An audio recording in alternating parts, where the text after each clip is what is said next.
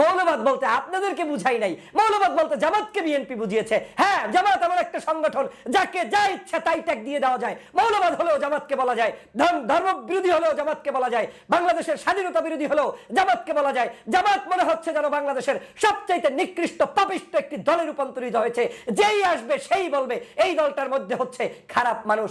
এরকম করেই বাংলাদেশের বিভাজনের রাজনীতি শুরু হয়েছে। মৌলবাদের সাথে জামাতের সম্পর্ক কি? মৌলবাদের সাথে শিবিরের সম্পর্ক কি? মৌলবাদের সাথে আলেমদের সম্পর্ক কি? মৌলবাদের সাথে তাবলীগের সম্পর্ক কি? মৌলবাদের সাথে ইসলাম প্রিয় মানুষের সম্পর্ক কি? মৌলবাদের সাথে ইমাম, কারি, মুয়াজ্জিন, হাফেজদের, মাদ্রাসা শিক্ষকের সম্পর্ক কি?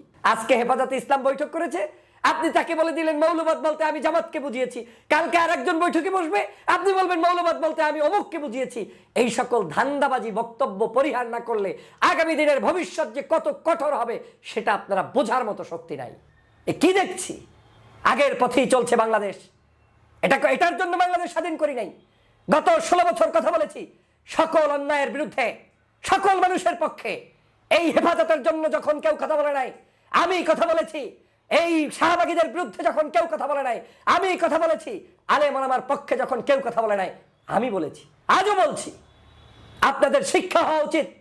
আপনাদের চোখের সামনে একটি দলকে এভাবে অপদস্থ করবে, অপমান করবে, আর কান পেতে শুনে আসবেন, সেটাও কিন্তু আপনাদের পতনেরই লক্ষণ। বাহ বিএনপি, বাহ! আপনাদের একটু লজ্জা হলো না? আপনাদের একটু শরম হলো না এই শব্দ চয়নটা করতে? গতকালকের হেফাজতে ইসলামের সাথে আপনাদের বৈঠক হয়েছে। সেই বৈঠকে হেফাজতে ইসলাম দাবি করেছে যে মৌলবাদ শব্দটি বিএনপি যাতে না বলে, মৌলবাদ শব্দটিতে তারা আপত্তি জানিয়েছে। আর আপনারা চট করে আওয়ামী লীগের মতো বলে দিলেন যে মৌলবাদ বলতে আপনারা কাকে বুঝিয়েছেন? শুধুমাত্র জামাতকে, এদেশের অন্য কোনো রাজনৈতিক দল কিংবা আলেম ওলামাকে বুঝাননি। তার মানে আপনি সেই আওয়ামী লীগের পথেই কি হাঁটছেন? আওয়ামী লীগের মতো করেই কি রাজনীতি করতে চাচ্ছেন? যা কিছু ঘটবে, যা কিছু রটবে, যা কিছু চলবে সব কিছুই জামাতের উপরে চাপিয়ে দিয়ে আপনি বাংলাদেশের জনপ্রিয়তায় টিকে থাকতে চাইবেন? বাংলাদেশের আলেম ওলামাকে ভুগিযুগি বুঝাবেন? আপনি আলেম ওলামাদেরকে বলছেন কি করে? কারা বলছেন যে মৌলবাদ বলতে আমরা জামাতকে বুঝিয়েছি, এখানে অন্য কাউকে বুঝানো হয়নি? হেফাজতে ইসলামের নেতাদের প্রশ্নের জবাবে আপনি কি এই জবাব দিতে পারলেন? বাংলাদেশে গত 16 বছর পর্যন্ত জুলুম, নির্যাতন, অত্যাচারের শিকার ছিল এদেশের সকল রাজনৈতিক দল। জামাত ছিল তার মধ্যে অন্যতম। জামাতকে আপনি মৌলবাদ হিসাবে স্বীকৃতি দিয়ে চাপিয়ে দিবেন আর বাংলাদেশের জনগণ সেটা মেনে নিবে, বসে থাকবে? এই জামাত ইসলামের ফাঁসি হয়েছে যাদের, সেই মানুষগুলোর ফাঁসি কি এদেশের জনগণ মেনে নিয়েছে? দেশনেত্রী বেগম খালেদা জিয়া বাংলাদেশে ফাঁসি দেওয়া সেই ব্যক্তিদের পক্ষে প্রথম জনসমাবেশ করে প্রকাশ্যে বলেছিলেন এগুলা হচ্ছে সম্পূর্ণ আওয়ামী লীগের ধান্দাবাজি। তিনি নাম উচ্চারণ করে করে প্রত্যেকটি ফাঁসির কাস্টে যারা ঝুলেছেন তাদের পক্ষে স্টেটমেন্ট দিয়েছেন। আপনি সেই দলের নেতা হয়ে জামাতকে সহজেই মৌলবাদ বানিয়ে দিলেন। এত সস্তা রাজনীতি, এত সস্তা রাজনীতি করছেন।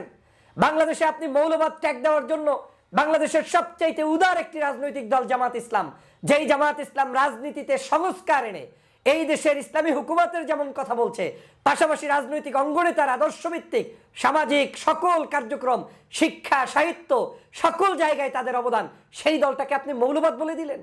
লজ্জা হওয়া উচিত আপনাদের। কে বলেছে, কারা বলেছে? বিএনপির এখনই উচিত তাদেরকে তদন্ত করে জনগণের সামনে তাদেরকে প্রকাশ্যে আনা এবং তাদেরকে বিচারের কাঠগড়ায় নিয়ে আসা। সস্তা রাজনীতি বন্ধ করুন। শেখ হাসিনার রাজনীতি ছিল এমন, বাংলাদেশে যে কোনো কিছু ঘটলে এটা জামাত শিবিরের কাজ। বাংলাদেশে যে কোনো কাজ করলে সব কিছুতে তাদের উপরে চাপিয়ে দেওয়া হতো।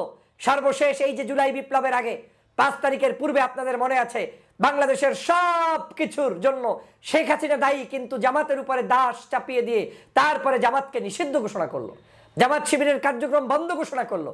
তার ফলশ্রুতিতে কি হয়েছে জনগণ কিন্তু দেখেছে, জনগণ দেখিয়ে দিয়েছে রাজাকার শব্দ বারবার উচ্চারণ করলে কি হয়। সেই রাজাকার শব্দ উচ্চারণের ফল হিসাবে আওয়ামী লীগের পতন হয়েছে, শেখ হাসিনার পতন হয়েছে, সারা বাংলাদেশে বারুদের মতো জ্বলে উঠেছে। এই সকল শব্দ জনগণ শুনতে চায় না। আপনাদের কি আকলে ধরে না যে দেশের জনগণ কি চায় আর কি চায় না? কেন বারবার এই শব্দগুলো উচ্চারণ করে অপরাজনীতির জন্য রাস্তায় নেমেছেন? মৌলবাদের সাথে জামাতের সম্পর্ক কি? মৌলবাদের সাথে শিবিরের সম্পর্ক কি? মৌলবাদের সাথে আলেমদের সম্পর্ক কি? মৌলবাদের সাথে তাবলীগের সম্পর্ক কি? মৌলবাদের সাথে ইসলাম প্রিয় মানুষের সম্পর্ক কি? মৌলবাদের সাথে ইমাম, কারি, মুয়াজ্জিন, হাফেজদের, মাদ্রাসা শিক্ষকের সম্পর্ক কি? আপনি বলে দিলেন সহজেই মৌলবাদ বলতে আমরা তাদেরকে বুঝিয়েছি। আজকে হেফাজতে ইসলাম বৈঠক করেছে, আপনি তাকে বলে দিলেন মৌলবাদ বলতে আমি জামাতকে বুঝিয়েছি, কালকে আরেকজন বৈঠকে বসবে, আপনি বলবেন মৌলবাদ বলতে আমি অমুককে বুঝিয়েছি। এই সকল ধান্দাবাজি বক্তব্য পরিহার না করলে আগামী দিনের ভবিষ্যৎ যে কত কঠোর হবে সেটা আপনারা বোঝার মতো শক্তি নাই, কিচ্ছু বুঝতেছেন না। বাংলাদেশের রাজনৈতিক পরিবর্তনের জন্য এদেশের মানুষ বিশ্বাস করে যারা সবচেয়ে বেশি নির্যাতিত নিপীড়িত তাদের পক্ষে মানুষ। একটা পোল দিয়ে দেখেন, একটা রিপোর্ট দিয়ে দেখেন, জনগণের ম্যান্ডেট কোন দিকে যাচ্ছে একটু নিজেরা নিজেদের দিকে তাকিয়ে দেখেন।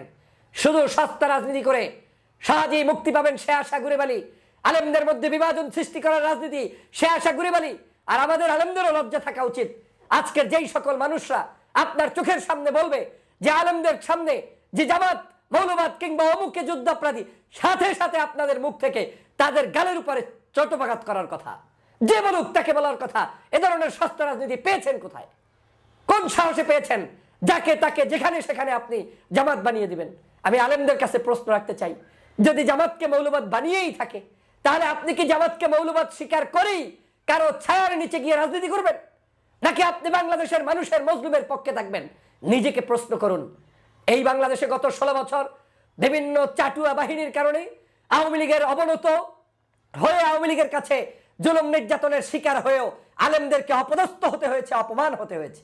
একই উপায়ে আলেমদেরকে যদি আজকের কেউ এরকম কটূক্তি করে কথা বলে আর যদি আপনি তাদের সামনে কুর্নিশ করেন তাহলে আগামী দিনেও আলেমদের কোনো অস্তিত্বই বাংলাদেশে থাকবে না। আমি বলে দিলাম থাকবে না, আমার কিচ্ছু যাইবে আসবে না। কিন্তু এই বাংলাদেশের ভবিষ্যৎ যে অন্ধকার হবে তাতে কোনো সন্দেহ নেই। যেই নেতা যেই ব্যক্তি এখনো যুদ্ধাপরাধীর ট্যাগ লাগিয়ে বসে থাকবে, যেই নেতা যেই ব্যক্তি এখনো দলগুলোকে জামাত শিবিরকে কিংবা ইসলাম প্রিয় কোনো ব্যক্তিকে ট্যাগ লাগানোর চেষ্টা করবে, যেই নেতা যেই ব্যক্তি এখনো আলেম ওলামাকে রাজনীতির বাহিরে রাখার চেষ্টা করবে, তাদেরকে শুধু মসজিদে কিংবা ইমামতিতে কিংবা মিলাদ শরীফের মধ্যে